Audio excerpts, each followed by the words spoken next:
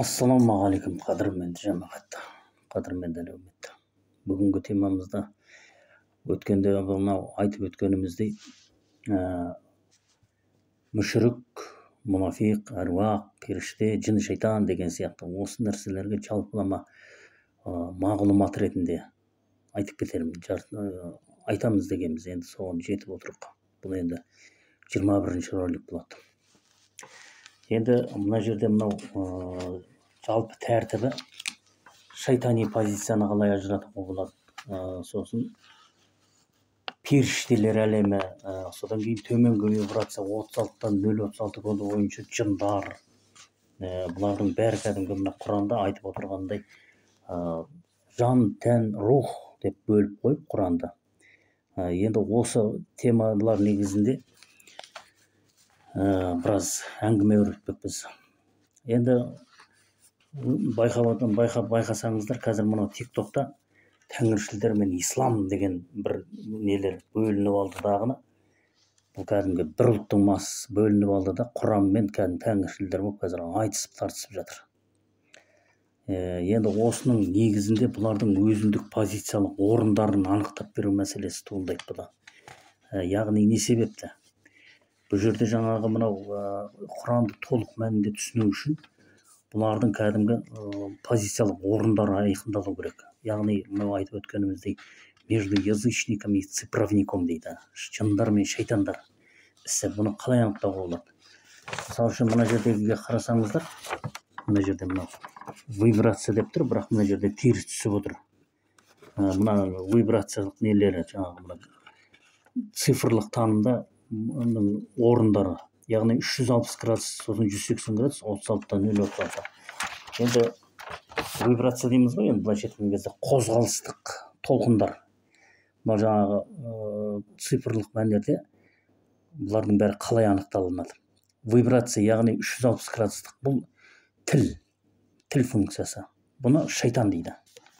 Со скорости света дейді ғой, жылдамдықта. Ақпараттар зуылдап санаңыздан зу ете қалып өтеді. Бұл 0-1 деген отключенный тактың ішінде, секундтың ішіндегі секундтық ақпарат. Бұны шайтан дейді.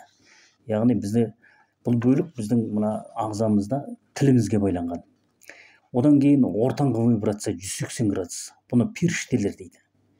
Періштелердің өзі бұның ішінде екіге бөлінеді. Язычник, сосын цифровник деп бөлінеді. Одан кейін төменгі вибрация 36-тан 036 дейді. Бұны жындар дейді. Жалпылама мотиві жындар деп беріледі.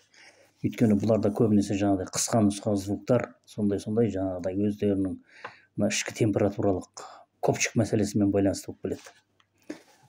Енді бұлардың мәні енді для язычников дейік. Для язычников. Өйткені мына жындар мынандаймын деп оларда тіл жоқ қой. Бұлардың бәрі кәдімгі рухтық контрольда тұрған дүниедандыр ғой. Енді бұл жерде жаңағы көбінесе бұның бәріне синтез жасап, оң мен солды айыруға мүмкіндік беретін звуковое эхо. Яғни звуковое эхо тілден тарайтын дүние нелер. Енді бұның өзі 0,12 индекспен белгіленеді, мотив создания дейді. Мотив создания. Мотив создания дейді, осыдан жоғары қарай көтеріледі енді 0,1 болып. Бірдің мәні дегеніміз айтып кеттік, өткенгі бір темамызда айтып кеттік қой деймін. Бұл кәдімгі разработканың мәні 40% ішіндегі 1% үлес. Бұл кәдімгі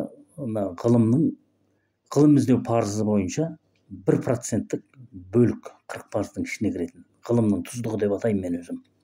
Жалпылама. Міне осы параметр бойынша енді жаңағы мүшіріктер деген кім, мұнафиқ деген кім, рухтар деген кім, осыған анықтама беріп тоқтала кетейік. Ең бірінші мотив созданиядан кейін енді бұлар кәдімгідей көтерілген кезде, анау өткен жолғы бір роликтерімде мен көрсетіп кеттім, калима шахадат куәлік удостоверение негізінде кетеді. Бұны бірдің мәніндегі періштелер дейді. Періштелер. Азан шақырылып қойылған есімдер бар.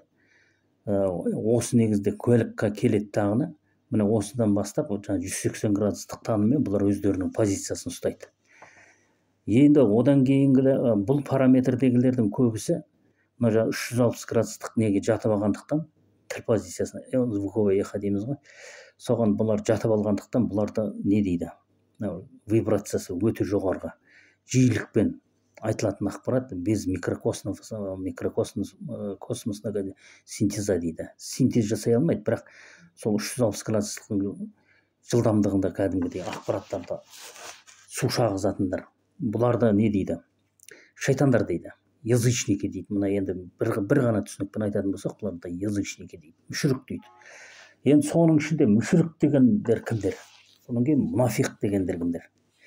Осы екі позицияның негізінде мына кешегі тиктоктың ішінде айқасып жатқандар осы екі позицияның мәнін білмей ешқандай шайтани позицияға жатып алып бір-бірін жүндеп түтіп түгел Құранның ақиқат екеніне, оның сондай бір дүниетаным, былайша айтқан кезде адам баласына жіберілген дүниетанымды әлі бір толық мәнінде өз мәнінде жеткізе алмай жатыр. Енді бұл мүшірік деген былайша айтқан кезде бір қанатты дейді, однополярный дейді. Мен бұғанға дейін де айтқан, бірақ олардың толық мәнін, сипатын толық ашқан емеспін. Өйткені бұлар бір қанаттылар дейтін себебі, бұлар бірдің мәніне жатады. Нөлде бір, отключенный. Енді бұларды кәдімгі ғылыми синтезбен, тұздығымен, өзінің мәнімен ұратын болсақ, бұлар ұлтшылдар. Бұларды ұлтшылдар дейді. Язычник дейді, сосын однополярный, бір қанаттылар, сонан кейін дүниені зікір еткен шайтандар деп айтылады. Жаңағы мына куәлік негізінде болсын, болмасын, өздерінің ұлттық, бұлардың енді негізі мүшірік дегеннің өзінде бұл бірдің мәнін ұстап тұрғандықтан бұлардың кәдімгі терминологиялық әдебиет. Бұл мына мұнафиқтарға арналған терминологиялық әдебиет. Мына Құран дейміз ғой, енді екі тілден жоғары қарай. Бұларды мұнафиқтар дейді. Ал ана ұлтшылдарда жаңағы мына Құранның өзінде бұлардың алатын үлестері бар, орындары бар. Олар кәдімгідей бір құбыжық емес негізінде шын мәнінде. Олардың құбыжық қып көрсететін өздерінің тілдері жаңағыдай ғылымның тұздығын алып тастайды, немесе жаңағыдай микрокосмостық синтез жасай алмай, содан барып изображение беріледі, сөз магиясы бойынша. Одан кейін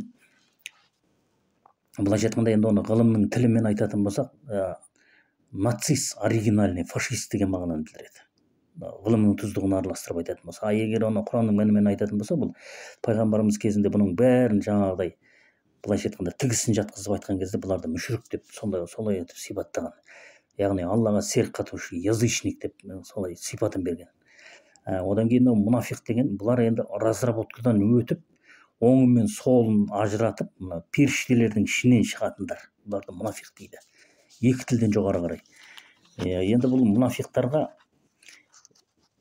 18.000 ғаламның ілім білімі беріледі. Пифагор таблицасы дейміз ғой, сонымен жұмыс істейтіндер. Енді бұл мұнафиқ пен мүшіріктің айырмасы қандай нәрсе? Екі тілден жоғары қарай деген кезде бұның ішіне кіреді. Яғни өзінің ана тілі кіреді, одан кейін өзге тілдік әлем кіреді. Одан кейін одан да жоғарғы тілдер кіреді. Мысалы, кез келген екі тілден жоғары дегеннен кейін бітті. Оларды мысалы үшін ананың тілі, мынаның тілі демейді. Бірақ бұлардың ерекшеліктері сол, мынау планетарный масштабтың деңгейіндегі өкілдер. Өйткені бұлар нелер емес, ұлттық мүддеге жұмыс жасайтын өкілдер емес. Бұлар кәдімгі планетарный масштабтың деңгейіндегі өкілдер.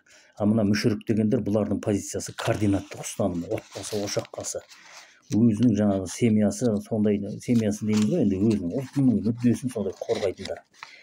Бұлардың бір несі, бір позициясы, мына неде ғылыми синтездің тұжырымдамасы бойынша ангелы-хранители биологический корень дейді. Бұларды жалпылама несі солай. Отключенный такты дейді да. Ал енді мына мұнафиқтар, бұлар енді рухқа жалғанғандар. Бұл жерде мысалы үшін мынау азан шақырылып қойылған есімдер, сосын кейін адам деген серия бойынша индексті ажырата алатындар, сосын жаңағы копчиктің темасын по вертикалю и по горизонтальну ажырататындар. Міне бұлардың барлығы осы мұнафиқтарға тиесілі. Сосын 18.000 ғаламның мәнімен жұмыс істеген кезде бұлар осы ел мен елді байланыстырып, былайша айтқан кезде пайғамбар елшіліктің міндетін ары қарай жалғастыра алатын өкілдер. Бұларды мына мүшіріктердің өзі жалпылама бір қанатты болғандықтан, екінші қанатын ажырата алмайтын болғандықтан, бұларды 200-ді деп кәдімгі сатқындар, опасыздар деп бұларды кәдімгі қаралайды бәрін. қаралайды, оларға күйе жағады, көрдіңіз ба? Микрокосмостық синтез жасай алмайды мысалы ана мүшіріктер. Мына мұнафиқтардан олар танымды ажыратады, өйткені олар разработкадан өткен, екі тілді білетін, жаңа микрокосмостық синтез секундтың ішіндегі секундты ажырата алатын өкілдер ғой. Мінекей солардың мәнін түсіне бермейді да, сосын жаңа ұлтына опасыздық жасағандар, сатқандар деп оларды түрлі жағынан қаралайды. Ақиқатында ол ондай нәрсе емес. Оларды өйтіп қаралайтындай дүние таным емес. Бұлардың осы негізде мынау тіл позициясы, яғни шайтани фактор негізінде бұлардың кәдімгі өзінің позициялық орындарын анықтап қоймаса, бұлардың несі өте қиын нәрсе. Одан кейін бұл 36-тан 0,36 дейді. Бұлар енді былайша айтқан кезде жабық қанаттың темасы болып келеді. Бұны енді әзірге қозғамай-ақ қойсақ та болатын шығар. 36-тан 0,36 енді оны айтпай-ақ қойса да болады. Бұларда рухтар дейді, жындар дейді. Сол мынау ең төменгі дәрежедегі ковчиконосители по горизонталю и то есть ковчиконосители по вертикалю и сосын по горизонталю дейді. Бірге қосылып айтатын мынау әруақтар темасы дейді. Міне осыған келеді бұлардың несі мүлде бөлек. Енді бұларды Құранмен байланыстырмай-ақ қойса да болады, өйткені отключенный тақтың нелер ғой. Бұлардың темасына кейініректен ораламыз. Мінекей осындай нәрселер. Мына енді мен өзім осы мына TikTokқа кіріп жаңағы стрим дейді ғой, енді тікелей эфирлерге мен кіріп көріп өзімді бақылап жатырмын. Бірақ енді бұл жерде ешқандай не жоқ. Былайша айтқанда сөз магиясымен ғана бір-бірін дәлелдеп жатыр. Бұл теория без практики дейді, и практика без теории дейді. Сөз магиясымен дәлелдеу дегеніміздің өзі былайша айтқанда кітап бойынша ғой. Ал енді амалмен дәлелге тартатын болса, бұлар жанынан безіп кетеді. Оның бірде-біріне жақындай алмайды. Былайша айтқанда қазір енді бұл жердегі айтыс-тартыстың бәрі осы жұмақ пен тозаққа бөлінуімізге негізгі фактор болып жатыр. Сосын кейін тажалдың шығуына себепші болып жатыр. Ол негізінен алған кезде бұл қиямет тәртібі бойынша біз сөз жоқ бөлінеміз жұмақ пен тозаққа. Міне осы кезде жаңағы мүшірігі де, мұнафиғы да, жыны да, шайтаны да бәрі де көз алдымызда тұрады түгіл. Адам басымен жүйеленген кәллә бағдарламасы деп отырмыз ғой. Дәлелге тартқан кезде бұлардың бәрі жаңағыдай сөзімен ісі үйлеспесе, ол уже өздерінің не айтып не қойып жүргендерін білетін болады. Адам баласы көреді, ол қандай. Құранда да айтылып тұр ғой, енді қиямет күні кім қандай жақсылық жасаса, тозаңдай жақсылық жасаса, оны көреді. Тозаңдай қиянат жасаса, оны да көреді дейді. Мінекей сондай бір уже көретін уақытқа біртіндеп уже жақындап келе жатырмыз, былайша айтқан кезде. Енді ол мінекей жаңағы мынау мүшірік деген кезде мен бұл жерде мына нелерде терминологиялық әдебиеттің мәнін мына Құранның несінен гөрі ғылымның несіне сүйеніп айтып беріп жатырмын. Мысалы үшін язычник деймін, сосын цифровик деймін. Мына таза тілдің мәнерімен айтатын болса, мына Құранның өзінің терминологиялығы. Негізден алған кезде мына терминологиялық тіл мұнафиқтарға арналады, мүшіріктерге емес. Мүшіріктердің өздерінің тілі бар. Олар кәдімгі язычниктер, мына жаңағы Алланың танымын бөлектейді, жіліктейді, бөледі, ұлтқа бөледі жаңағыдай. Сосын кейін мүдделерін жоғары қояды. Көрдіңіз бе? Алланың мүддесінен жоғары қояды. Бұл мына мұнафиқтардың тілдері бұлардікі ұлттық емес. Олар білу керек. Мысалы, 2 тілден, 3 тілден жоғары қарай болған кезде бұлардың кәдімгі рухқа жалғанғандар. Бұл енді қияметтің аты қиямет, ол өз дегенін алмаса, ол қиямет болмайды. Ол мына адамның айтқаны бола ма, жоқ Құдайдың айтқаны бола ма, жоқ Алланың айтқаны бола ма, мінекей сондай нәрсе. Ол жаңа менің айтқаным болады, мен дұрыспын. Негізінде Құранда айтылады, сендер ешқашанда ол мына айтып жатқан, біреудің істеп жатқан нәрсесіне жаңағыдай ненің дұрыс, ненің бұрыс екенін сендер біле алмайсыңдар дейді. Ол мүмкін нәрсе емес, ол адамға берілмеген мүмкіндік. Ол жаңағыдай мен дұрыс айтып жатырмын, ананікі дұрыс, мына жоқ, олай емес. Олай емес, ол мүлде олай емес. Мысалы, минусты алып тастап плюспен өмір сүре аласыз ба? Жоқ. Ал плюсті алып тастап минуспен өмір сүре алмайсыз. Олай да емес, ол көрдіңіз ба? Мына жердегі жаңағы мына TikTok'тағы неден тікелей эфирдің мәнінен бұлар біле бермейді. 2 минус 1 плюс, 2 плюс 1 минус позициясын жасап жатқандықтарын. Өйткені неге? Бұлардың бәрі однополярный, мына бір ұлттың ішіндегі мына язычный бой дейді, язычный раунд. міне осы жерде жаңағы дұғалар келтірісіп дәлелге тартылысып сөз магиясымен, ал енді олардың бәрін түгел мынау амал магиясына тартатын болса, амалға жаңағы практически доказательство дейді ғой, практически доказательство болатын болса, тіл жаратушы емес екенін сол кезде түсінеді. Тіл жаратушы емес. Біздерге мысалы үшін міндеттеліп отыр көпшікті жинау керек екендігін. Олар оны біле бермейді. Мысалы сөйлейін десең сөз бермейді, айтайын десең қағып тастайды, немесе жаңағыдай неден эфирден шығарып жібереді. Мінекей осындай жағдайлар. Немесе түйсікке жеткізбейді, өздерінің позицияларын ұстау керек. Енді қияметтің тәртібі солай. Мысалы кім өзінің жаңағыдай позициясына кірді, сол позицияны ұстау керек. Оның ана сенікі дұрыс деп бере салуға болмайды. Бұл қияметтің заңы да тәртібі де осылай. Негізі дұрыс дейді. Өйткені бұлардың өздерінің алатын позициялық орындар бар ғой.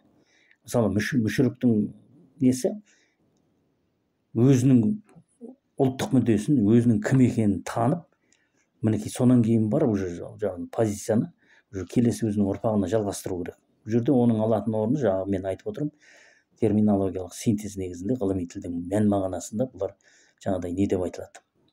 Ангелы-хранители биологический корень дейді. Ал мұнафиққа беріп қойса, мысалы мұнафиққа оны өткізіп жүрсе, мұнафиқ оған керек емес оған. Оның несінде мына Құранның темасы беріліп тұр ғой оған. Одан кейін мынау минус пен плюстің бірінсіз бірін өмір сүре алмайтындығын ол да жақсы білуге тиіс. Мысалы мен плюстік позициямын, мен мысалы Құранның жолымен келе жатырмын деп, бір ғана жақпен ол да кетіп қалуы мүмкін. Сондықтан осы неде айтылады жаңағыдай, сендер оны не нәрсенің дұрыс-бұрысын біле алмайсыңдар, оны тек Алла біледі дейді. Мынау Алла біледі деп отқаны қозғалыс сағатының үкімімен шешем біледі деген мағынаны білдіреді. Сөз бен істің үйлесіп қозғалысқа келуінен туындайтын параметр.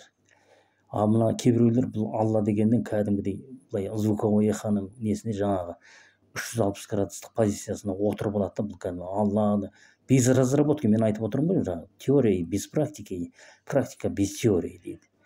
Мінекей осы нәрселерден бұлар кәдімгідей не қыламайды. Одан кейін бұл қазақтың даласында ықылас деген комплекс жүйелену керек. Осы ықылас комплексінің негізінде жаңағы жұмақ пен тозақтың айырмасында о дүниеде жәннаттың есіктері бар деп айтылады. Міне осы жәннаттық есіктер негізінде жаңағыдай мысалы үшін айтыс тартыстар осы негізде болу керек. Содан кейін өздерінің қалаулары бойынша уже бірімен бір не қылмайтын жолдар, есіктер ашылады. Сол есіктерден кіреді, сол есіктерден шығады. Міне кім қандай неге тәуелді, кім қандай дәрежеге жетті. Осылар кәдімгі бұларды бір-бірімен жолықтырмайтын региональный адрес дейді. Бұлардың енді ықыластың жалпылама мәнін, сипатын айта кететін болса, осындай болып кетеді. Келер ғасырдың темалары. Уже циклдық переходқа лақтырылады. Содан кейін сол жерде жаңағы Құдайдың, Алланың кім екендерін, сосын кейін мына жаңағы біздерден шындап келген кезде 18.000 ғаламның тәртібі бойынша біздерден көкте келініп тұрған айды сөз қойған жоқ, айды сұрап тұрған жоқ. Сіздерден Құранды сұрап тұр. Құранда міндетті парыздар сұралады ол жерде. Намаз сұралады, амал дәптердің нелері сұралады. Сосын кейін жаңағы мұсылманға міндеттелген қандай нәрселер бар, бұның бәрі тартылады ғой сұраққа түгел.